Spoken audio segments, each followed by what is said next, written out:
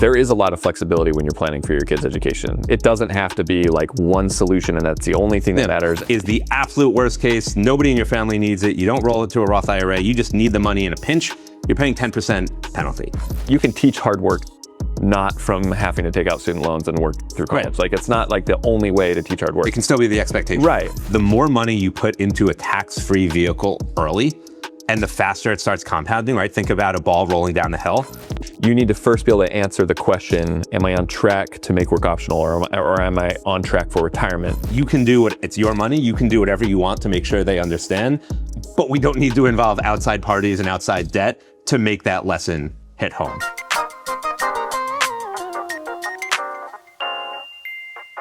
Welcome back to Beyond the First Million. I'm your host, Gideon Drucker, alongside my co-host and colleague, Jordan Haynes. How are we feeling today? Feel great, ready to go. Yeah, we're excited for this episode.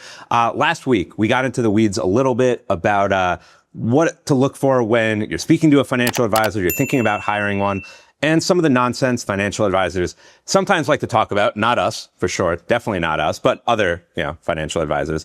Today, we're talking about all things education planning, family planning, how to think about saving for college versus saving for retirement. And you'll be unsurprised to hear that we have thoughts about all of this when it comes to family planning, education planning. And we try not to get too deep into the weeds on naming individual type of accounts or strategies, because I don't really think that's the point of the podcast.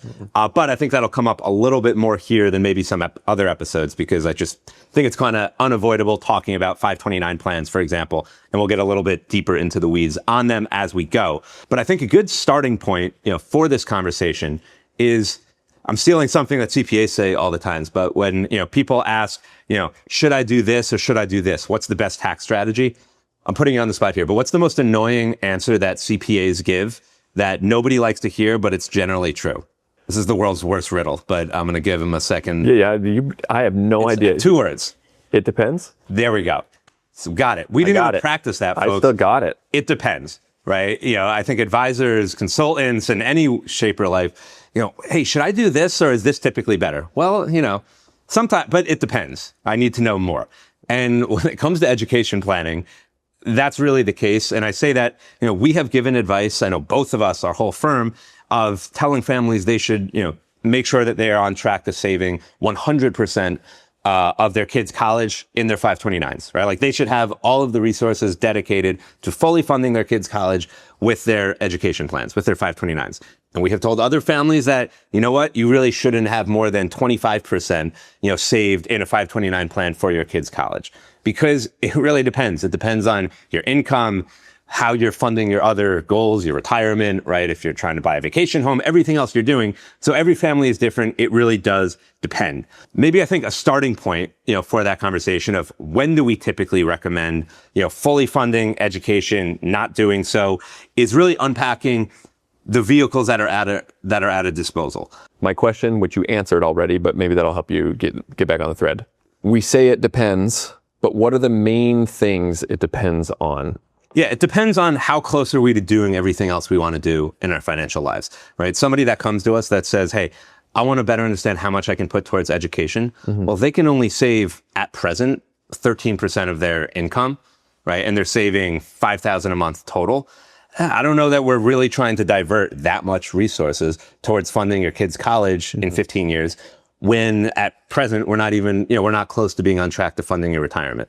Something I heard my whole life, growing up in the business, hearing my dad talk about with clients, is you can borrow for college, you can't borrow for retirement. And I think some, parents love their kids more than anything in the world, right? And you're a parent, you want to make sure they're taken care of. I think sometimes parents focus really hard on that, and all right, we're going to fund college, and not thinking about the second and third effects of that, which are, sure, maybe we're funding college, but if we are not financially independent and taking care of ourselves, and then our kids get to a point where they have to take care of us later in life because we don't have enough of a retirement nest egg, we don't have health costs. It's kind of like you're in an airplane, right? And what do they say over the loudspeaker? Like, you have to put your mask on first before your kids. Like, that's kind of how we want to make sure we're helping clients, is you, Mr. and Mrs. Client, are who are responsible for taking care of. And we need to make sure you're on track for for your goals the next few years and retirement. And then we want to make sure that, yes, you are doing everything you can to pay for and, fund your kids' college if that's what's important to you.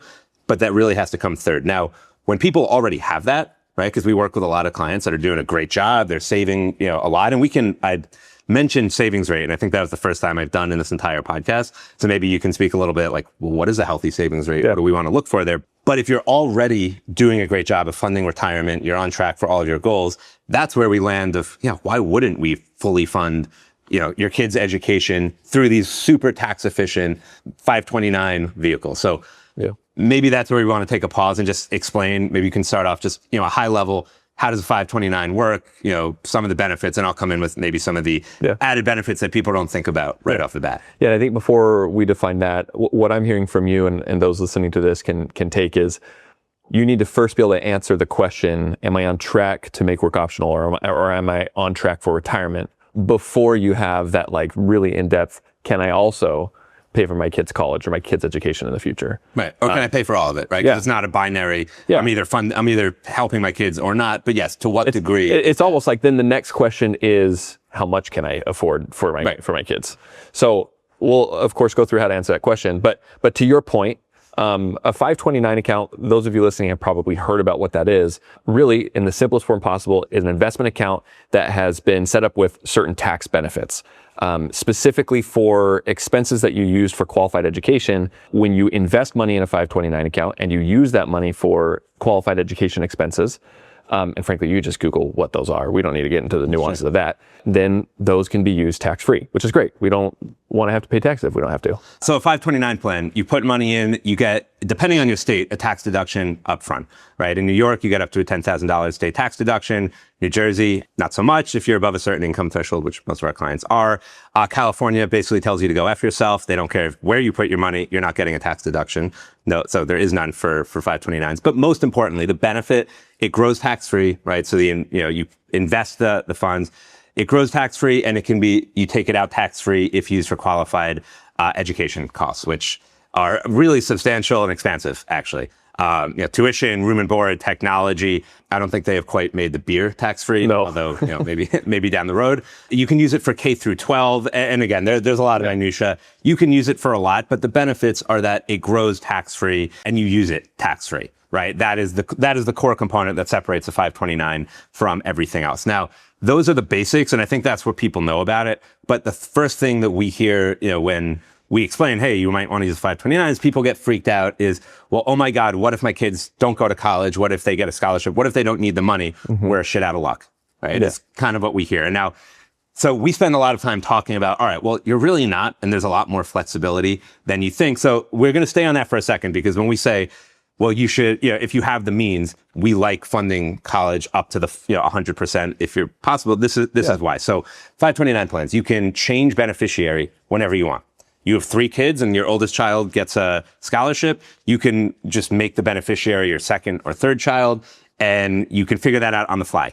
You're not making that decision when they're 4 and 5 and deciding which of your kids you love more and want to go to college. You change that when they are getting ready to actually go. This is more recent over the last few years. You can move a portion of an unused 529 into a Roth IRA that you own. Right now, it's limited. I want to say it's up to 36,000. Don't chat GPT me. But I suspect that number will keep going because the government wants people to use more education vehicles. That's why they're making it easy to roll money out of the 529 in retirement to give you more options. I think the coolest one is how a 529 can be used for legacy and estate planning purposes. So, and my own family, my dad did this. So, when I was born, when my sister was born, my dad set up 529 plans for both of us. By the time we went to college, he ended up not needing to use the funds. He paid out of cash flow, and he wanted to leave the 529 plans alone. I would have liked to say there that we got like a full scholarship and I'm just such a wicked super genius or tennis player. But that is not what happened. He paid out of pocket. When my sister had her first son 3 years ago, my dad, who was the owner of the 529 plan, my sister was the beneficiary. He made my sister the owner of the 529 plan. My sister's son, my nephew, his grandson, Bodhi, the beneficiary. So now my sister gets another 18, at this point, 14 plus years of tax-free growth. And my dad gets to set up, multiple generations of the Drucker and Anapol families for college. And my dad has made it clear to me and my wife, if we don't get the ball rolling soon, my 529 plan is going, to my sister, who's had another 2 kids since then.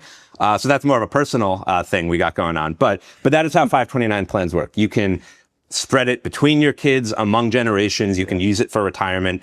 And the absolute worst case scenario, right, is let's say you put all this money into a 529 plan, and 20 years from now, 30 years from now, your kids didn't use it and you need that money for your own retirement. You pay a 10% penalty on the earnings, right? You put in 50,000, it grows to 80,000, right? You have 80,000 in the account. You're paying a 10% tax on $30,000, $3,000. In the scheme of things, right, the risk reward of overfunding education, which is what we're talking about, is the absolute worst case. Nobody in your family needs it. You don't roll it to a Roth IRA. You just need the money in a pinch. You're paying 10% penalty. Compared to the, underfunding, kids have to take out student loans. They can't go to the school they want, right? That is the way worse option. And again, I've never seen a client, quite frankly, I'm sure you haven't either, in that worst case scenario where they're paying that 10%. Like, if you've done any manner of planning, I don't even think that's on the table. But I do like, with clients in any situation, I say, hey, what would be the worst outcome here? And then we review, well, how bad is that actually? And how bad is that relative to the risk of the best case option? So, producer Sarah. So my children are on payroll for my company. That's a whole thing. We don't need to get into it. Is it better to have them on payroll or fund 529? Are they on payroll so you can do like a Roth IRA for them? Yeah, I invest everything. It goes to payroll and then straight to a Roth IRA. It also reduces the business's taxable income. Yeah, I would say they're not mutually exclusive. Mm-hmm. Like, they're both. If you only had the funds to either do one or either do the other? In that specific case, probably the way you're doing it makes sense, because you're getting the additional tax benefit of paying them, through the business, that's a good lead into that is not something you can do if you are a W-2 income earner. Right. So it's if you have a business, and this is a whole separate conversation that I don't even know if we're going to use in here, but you also have to pay your kids for actual work they are capable of doing in the business. You can't pay your 8-year-old that they're doing your bookkeeping, right? The IRS looks at that and says, what are we doing here? Also, not every child can model for every business. Certain businesses don't need a 3-year-old model. So just the IRS is also going to look at that. But yes, in that specific case, because you get the benefit from the business standpoint and you get the personal benefit, and you put it into a Roth IRA that is flexible, for their future as well. Like, you can withdraw from a Roth IRA, I believe, with qualified education expenses sometimes. Right. And the money you put into a Roth IRA, at least your contributions, you can take out. Yeah. You can take out without paying any tax or penalty. So you're doing good. But, good. The reason in this actually even, education funding is a very specific time period. Right. So it does add a level of, when sometimes we're telling clients, a lot of times when our clients have young kids, we're telling them to overfund their 529s early. Mm-hmm. We might say, hey, let's put $10,000, $20,000 into the 529 plan. And I always want to make it clear, we're not saying you have to do this for 18 years. But the more money you put into a tax-free vehicle early, and the faster it starts compounding, right? Think about a ball rolling down the hill. The higher the mountain that you're rolling the ball down the hill, you're gaining momentum, you're picking up speed. You have to do a lot less the closer to the bottom of the mountain you are, because momentum, gravity is doing everything for you. That's kind of how a tax-free vehicle like a 529. You put $20,000 in when the kid is 6 months old, and then 16 months old, and so on and so forth. By the time they're 5 or 6, we might have 50, 75,000 in that account. And who knows at that point, maybe we don't need to, you probably would, because our experience, once you start saving, it's a habit, it's discipline. You keep doing it and you don't even notice it anymore. But when we say, hey, put this amount into a 529, we're not saying you have to do this forever and ever. We're saying start it, build momentum, build the compounding wealth in a tax-free way, and then we can reevaluate in a few years, and we might want to turn that spigot off and add into something else. Yeah. I want to summarize what you've been talking about with 529, because I've experienced this working with clients, as I'm sure you have. I think a lot of people come to us and they're concerned about the 529, as they are with sometimes other accounts as well, as it creates no flexibility. I'm locked in. It's forcing them into doing something. And I think what I'm hearing from you is that it's not. That there is a lot of flexibility within the 529, right? If the principle is, I want to help my kids out in the future, whether it's with education, whatever that is, I want to help them. This is a really good vehicle because there are a lot of options and flexibility within that account. And it ties, and this is why, when we say it depends, or we have to know more about your financial life, like this is what we're talking about. Now, my story of my dad might, if you're, 25, sure, that the whole story seems ridiculous and like, how is that helpful? Yeah. But if you're 40, you have, a few kids and you're on the path to financial independence, or, you're going to get there, thinking about things to help your future grandkids. And a lot of times when I explain this to clients, I'm like, yes, like I know it's outrageous to think of like little, Miss 4-year-old, like that you're going to have grandkids one day, but like you're on track financially and you can do the things now to set your family up for generations, right? It's even when we think about investing, right? A lot of times, we're talking to a 45-year-old and we say, hey, you might have a 50-year time horizon. In fact, I think if we do our job right, you actually have more like an 80-year time horizon, because we're not just talking about your life. We're speaking about your kids, your grandkids. Now, again, this all stems from, well, how are you doing right now, right? Somebody that's not, comfortable living day to day, or they're, sure, none of this resonates. But if we put the things in place where you're on track for retirement, you're on track, you're saving what you need to get where you want to go, honestly, that's where the financial planning gets a little fun, right? You can think legacy, you can think what's most important to you. And we haven't even touched on charitable giving, but that's something, that you can start thinking about. So complexity opens up, what you can do with your money opens up, both from a tax standpoint and just from hey, what's most important to you? I'm going to flip it for a second because, and this is the most probably subjective we're going to get in the podcast, or just, as advisors, we don't interject our values. I think a good planner can work with somebody, help them identify where they want to go and make that happen. Somebody last week said, like, I think there's something helpful or educational about making our kids have some student loans, right? That they have to work for it themselves. They have to figure out even if we're capable.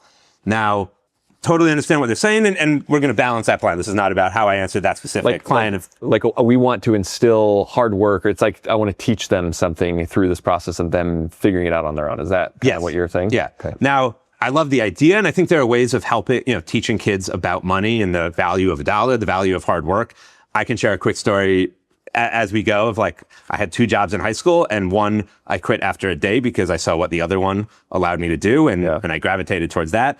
But my answer to that is, hey, I love the idea of, making sure your kids understand the value of hard work.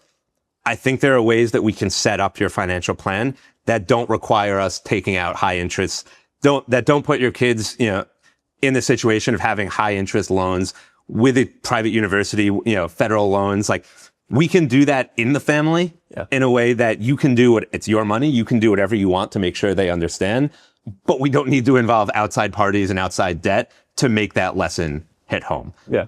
I don't know. You have kids. I don't yet. I have kids. My wife, I'll give my personal example. My wife and I grew up in very different families. So she had 529. Her parents had funded, her grandparents had helped fund, but she has 3 siblings, all worked really hard. Like you working for education and you just becoming a hard worker, and these values we want to instill were like, you can teach hard work not from having to take out student loans and work through college. Right. Like, it's not like the only way to teach hard work. It can still be the expectation. Right. And so you look at her and her siblings, and they all got scholarships. They all got these things. Now they have these 529s that we can hand down to our kids. It's phenomenal. It's wonderful. We love it. Me, on the other hand, I didn't have that. And I had to work a little bit halfway through college. I got a job, paid really well. Didn't have to work 90-hour weeks to do it. It was like 4 hours a week, and it basically got me through college. But it was wonderful because now it freed me up to work hard in other areas. So I think we oftentimes attach this, like, in order for me to teach my kids to make it for themselves and be independent, I can't give them anything, which I don't think is true. I don't know if that's a lesson we want to, like, everyone to take from this, because everyone is so different. But there are ways, I think, where you're getting at is there are strategies for the money to be there. Right. Either way. That's really the point, especially when they're younger. Set everything up the way you want it, and then you have, as a parent, have ultimate decision. If you set up 529 plans and you don't want to use all of the funds, if you want to set up, we talk a lot about setting up just an investment account. I'm not going to get too technical because that's not the point, but an investment account that you and your spouse might own, but we separate, like, organizationally, we might title, for Jackie and Susan, Yeah. right? Because it's meant for the kids. It's your money. You can do what you want with it, right? You and your wife. But like when you're looking at your own net worth and your own stuff, you say, hey, this is money that we might want for their first car or an allowance, or you're creating a situation where you're doing all the right financial strategies. You're saving, you're investing, you're separating funds for your kids. But guess what? It's your money to decide how and when. And just, I don't know how often, but I've heard this enough of parents, say, hey, well, we want to teach. I grew up, my dad is a financial planner. He didn't teach me when I was 8 or 10 or 12, like financial planning strategies. Like he said, be a kid. Like you'll learn this when you need to learn this. Yeah. And the expectation was, you need to work hard in school. Like you need to get good grades. Like that is the expectation, be on the sports teams. And when you're on a team, you train and, work your ass off. There's a way of expecting things, at a certain level when you're at an age. And just, hey, this is what you have to do now. And then when you get to that later point, you need to accomplish what you're at when you're working. And it's a different skill set. It's a different mentality. The end of that part is put yourself in the best footing where you're not regretting what you didn't do 10 years from now, because you might want to do things differently. Like save money into the vehicles that are going to give you the most optionality. And then you have 15 years to figure out exactly how you want to do that. I think the general theme from this conversation is there is a lot of flexibility when you're planning for your kids' education. It doesn't have to be like one solution and that's the only thing that matters. And frankly, the solution like a 529 account that a lot of people already know about, there's a lot of flexibility within that. But the two things there are, there's a lot of flexibility in setting up a 529 and paying for kids' college and education and legacy planning beyond that.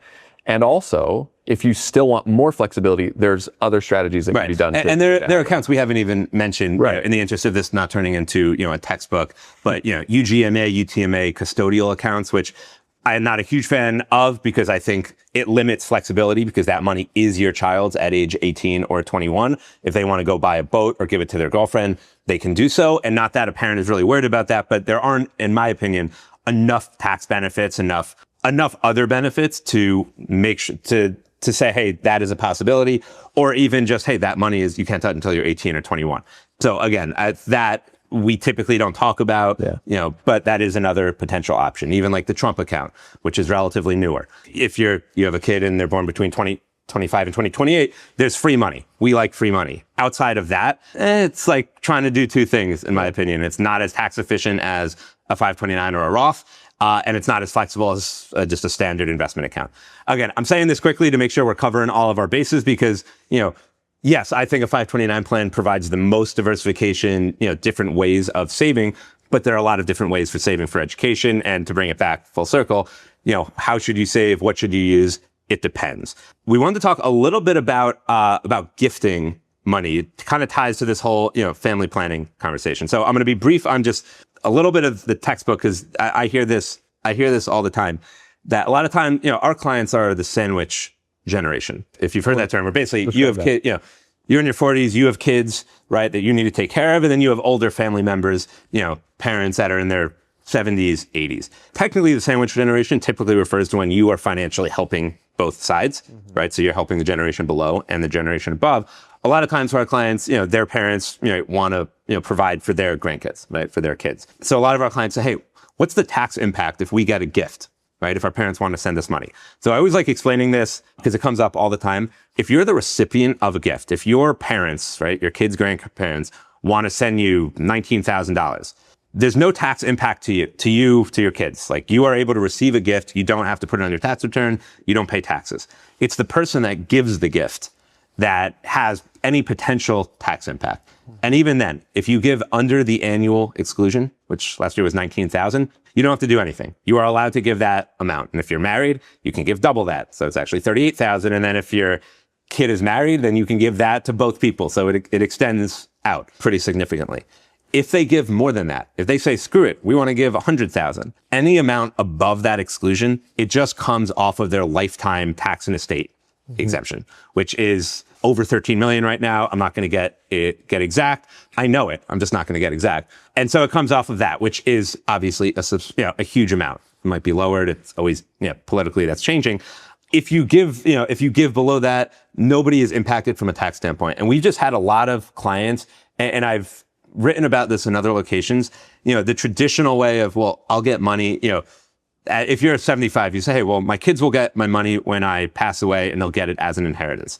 And I'm seeing a lot of change in that mentality and just more families being open about money where, if you're 75, and I want to think about this from the older person's perspective because it's their money, they get to do what they want with it. Did they want their money being left behind when they pass away at 85 and their kids are in their 50s and 60s? Is that providing the most benefit for everyone involved? Probably not, right? If you're in your 50s and 60s, you're probably in pretty good shape enough already, right? Like, how much is your parents' money changing your life? Whereas if you can give more of your money away when you're alive, right, and your kids are in their 30s and 40s and they're in the most expensive phase of life, if they have kids, they're paying for tennis lessons and family vacations and saving for college and all these things. We've just had a lot of these conversations because we've had the benefit of working with, I get to work with 30s and 40s, and we also work with some of their older family members on the other side of our firm, where for that 75-year-old to get to see your family enjoying the money that you've accumulated, like you're 80 and you get to see your grandson, granddaughter go to summer camp with the money that you've been, that you gave, that you take your family on a huge family trip. So you get to see the money that you, like the actual memories, the experience that your money creates for your family. And then your kids get to use it in the time of their life that is most, they can most use a little bit of a break, right? Where it's a little bit easier. And again, this is all to say, if the family is in that situation where they have the money, they don't owe their kids anything, and a lot of families obviously are not in that position to do so. But if you are, we're having a lot of these conversations of, hey, how do we make sure this family money is benefiting the people at the right time and the people giving it? Because it is, it's a gift of love, is getting to experience that money and the impact they have on their family. So this is a little bit different than saving for college, but it's really part of that same, and it comes back to it's a question that comes up a lot when people comes up start all the thinking time about their kids and if I get gifted, what's going to happen, all those things. So yeah, I think it's, and we hear all the time, like, hey, my parents also want to, contribute to the 529 plans. And we're trying, they're trying to figure out, sometimes it's like, they're trying to figure out, how much they can give. And that's that could be a motivating reason for somebody that's a little bit older to work with a planner, where they're past the point of understanding, am I on the right track for retirement? Can I be comfortably retired? Yes, they already are. And they've gotten to that point, maybe without an advisor, maybe they had one for what have you. But now the question is, all right, how much of our wealth can we give away, whether to family, whether to our charities, in a way that doesn't stress us out? Right? Because if you get used to spending and saving in a certain way your entire life, it can be very difficult. I like to say for our retired clients on the other side of our firm, what our firm helps them is how to spend their money, not save their money. Like, people genuinely need help learning how to spend their money when they've spent 40 to 50 years learning how to save, invest, and put it away for a rainy day. Realizing that, it is that rainy day, and it's now time to actually enjoy the fruits of our labors. And again, the way we like to think about money is we don't wait until we're 80 for that to happen. We want to be doing that in every decade, but it happens the most when you no longer have to save any more money. And that becomes a conversation. So we've met with, clients where they bring their parents in because they're just, they're super open about money. They want to have that conversation where everybody knows where they stand and what is the best thing they could be doing collectively for the next 5 to 10 years. Good place to end up. We think we went into the 529s. We came out of it talking about intergenerational planning. We didn't even expect to get there. Great, yeah. But we appreciate you joining us this week. Next week, we are going to be talking about probably the other biggest financial decision that we talk about with clients, which is home purchase planning. It is the single, buying a home is the single biggest financial decision clients ever make, the single biggest thing they ever spend money on. So how we think about that, the context surrounding it, we're going to dive into all of it. And if you have any questions, comments, anything you want us to speak about in upcoming weeks, please comment below. And we'll see you next Thursday for a conversation around home purchase buying.